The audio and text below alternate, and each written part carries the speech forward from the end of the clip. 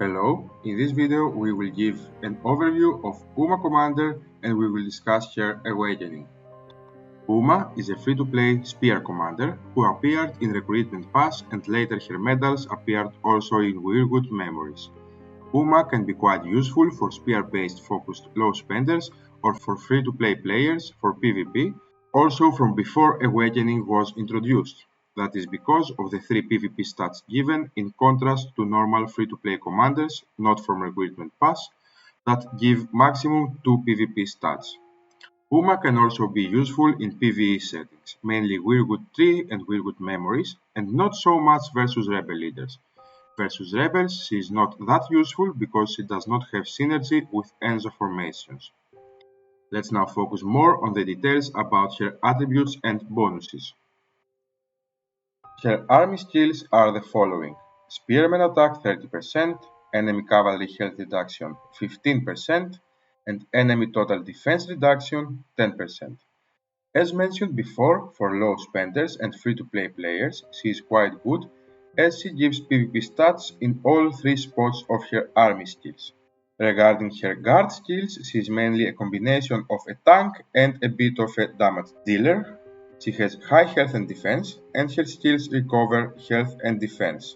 Also, she reduces enemy defense and deals quite some damage with her skills. These are the reasons that she is quite good for WIC 3 and WIC Memories when you don't have many paid commanders for choices. In Tavern, UMA needs desserts to get double friendship points, and she gives 4 stars of aptitude and 3 stars of combat rate. First of all, let's start with the fact that she needs desserts, which is actually a disadvantage as many important commanders that give leadership need also desserts, and leadership is always the priority in Tavern. However, giving both aptitude and combat rate, the 2 decent stats after leadership in Tavern, and also giving them in decent amounts, she can be considered useful to advance. Let's now focus on her awakening. In the second awakening star, as always, 1 more star will be added in all her friendship bonuses in Tavern, increasing them to 5 stars of aptitude and 4 stars of combat rate. In the third star, her army skills will be increased by 60%, resulting to Spearman attack 48%, enemy cav health reduction 24%, and enemy total defense reduction 16%. Besides the stats given by the army bonuses, we also have the hidden abilities, where she gives Spearman attack 18%, enemy cavalry health reduction 18%, and enemy total defense reduction 19.2%. Combining this, UMA awakened up to 3 stars and fully in hidden abilities gives in total 66% Spearman attack, 42% enemy cavalry health reduction, and 35.2% enemy total defense reduction. The amounts are not low for free-to-play commanders that need only need tokens to awaken and can be quite a good choice. However, the most important in a commander's awakening is of course the awakening skill at 4 stars. Let's now see and discuss the skill of UMA. 5 seconds after the battle begins, when UMA casts an active army skill, she will inflict the disarm status on enemy lineups that have death markers for 4 seconds. If there are no lineups with death markers, a random lineup will be targeted. The skill can trigger up to 2 times in a battle, and the cooldown to trigger again is 10 seconds. Let's here also remind that the disarm status does not let normal attacks to hit the target. You can avoid normal attacks from enemy lineups. So now, is this a good skill and what is it combined with? Let's see. First of all, we can see that with or without death markers, the direct effect of the skill is the same. It does not need death markers in order to inflict the disarm status. Death markers are just targeting the skill to a specific enemy lineup. So actually the direct synergy with Arya is not so true as many seem to claim. But why do we want to target the disarm status to a specific lineup? That is where the synergy comes, and it is actually with Arya's weapon and not directly with Arya's skill. And also the synergy comes along guys with the female setup, with Salma's and Layla's skill. Let's now explain this. Arya's weapon her skill reroutes a percentage of enemy troops if they have the disarmed status.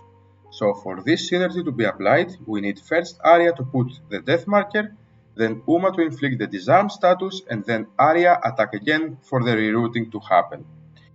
If you don't use the female setup, and especially Salma, to inflict the death marker from Arya's skill in the first second, then this will happen only once in the whole battle and near the end, where the effect will be minimal. With Salma's skill, this can happen both 2 times that Uma's skill is activated. But for this to happen, you have to make sure that Uma attacks before Arya. How to do that? As another chronicler found out, namely Pinky, the commanders attack in the order left to right, except in the first second with Salma's skill.